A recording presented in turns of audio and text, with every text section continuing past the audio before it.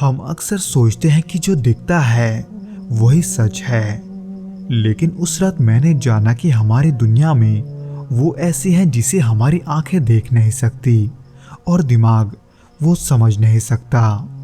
लेकिन एक बात तय है, उस रात ने मुझे सिखाया कि डर सिर्फ हमारे अंदर का एहसास नहीं है, डर असल है और कभी कभी ये हमें कुछ ऐसा दिखा जाता है जिसे हम जिंदगी भर भूल नहीं पाते।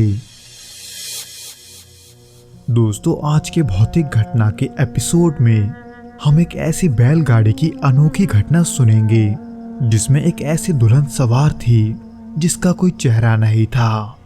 तो चलिए बिना किसी देरी के इस डरावने घटना को अमन जी के पॉइंट ऑफ व्यू से सुनते हैं, जिनके साथ ये घटना वास्तव में घटा था। लेकिन दोस्तों, इससे पहले कि हम इस वीडियो में आगे बढ़े, आप प्लीज इस चैनल को सब्सक्राइब करके इसे अपने दोस्तों के साथ शेयर जरूर करना, क्योंकि हम ऐसे वीडियोस हर शाम 6 बजे आपके लिए लाते रहते हैं।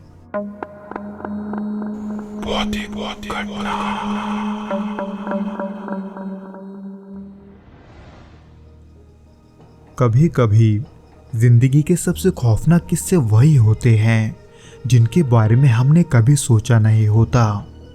ये कोई कहानी नहीं है, बल्कि एक ऐसी रात की बात है जिसने मेरी सोच, मेरा हौसला, सब कुछ बदल दिया।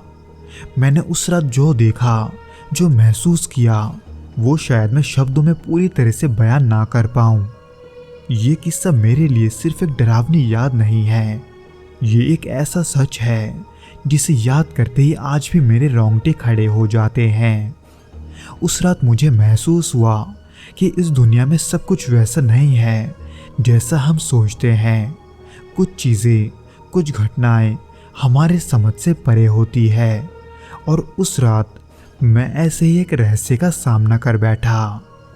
ये घटना मेरे साथ मिर्ज़ापुर जिले में स्थित एक छोटी से गांव बरेठी में घटी थी।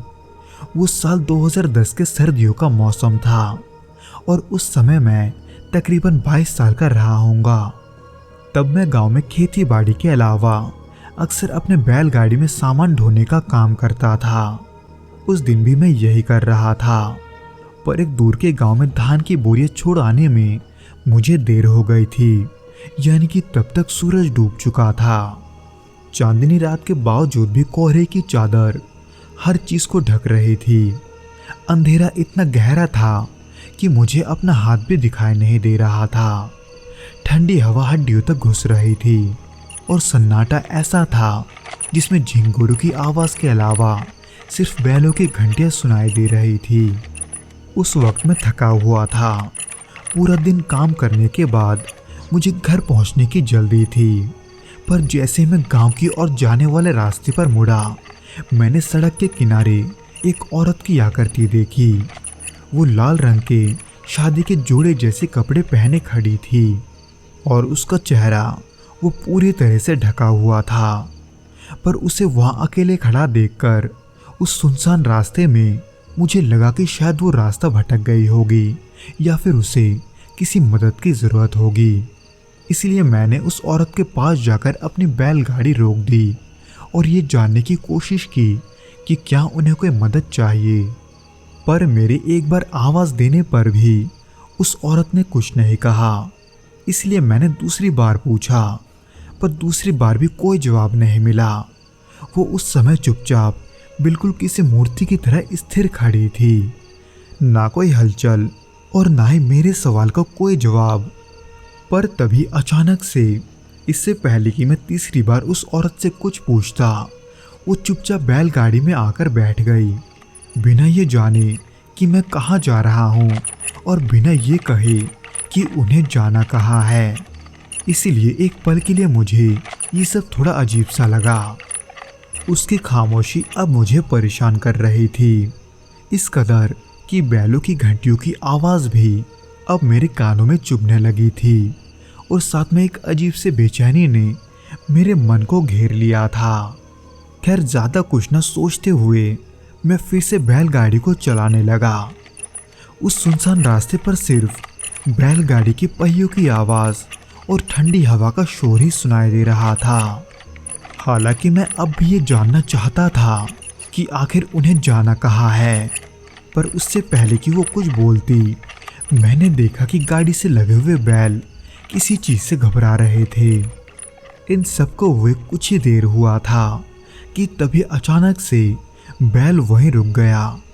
वो बैल अब किसी भी हाल में आगे नहीं बढ़ रहे थे, ऐसे मानो जैसे उन्हें कोई भयानक चीज़ दिखी हो, जिसके वजह से बैलगाड़ी एक ही जगह पर ठहर गई। पर ऐसा क्यों है, ये देखने के लिए मैं बैलगाड़ी के नीचे उतरा और उसी दौरान मैंने कुछ ऐसा देखा जिसे मैं भुला नहीं सकता। ये सब सिर्फ कुछ पलों के लिए ही था, पर उतने में मेरी नज़र उस औरत के चेहरे पर पड़ी, जो कि बिल्कुल खाली थी।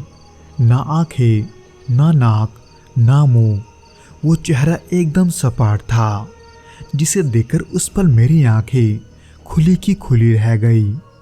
मैं तकरीबन कुछ मिनटों के लिए वैसे ही खड़ा था, इसलिए मैंने उस औरत का चेहरा गौर से देखा, जिसे देखकर ये तो पक्का था कि जो कुछ मैंने देखा वो कोई वहम नहीं था। इसलिए मैंने अपना बैलगाड़ी वहीं छोड़कर वहां से सीधा भागना शुरू कर दिया। जब तक मैं भागते भागते गांव के करीब नहीं पहुंचा, तब तक मैं नहीं रुका। मेरा दिल तेजी से धड़क रहा था। जब मैं घर पहुंचा तो किसी से कुछ कहने की हिम्मत नहीं हुई। अगले दिन गांव के बाहर मुझे मेरा बैलगाड़ी पलटा हुआ मिला।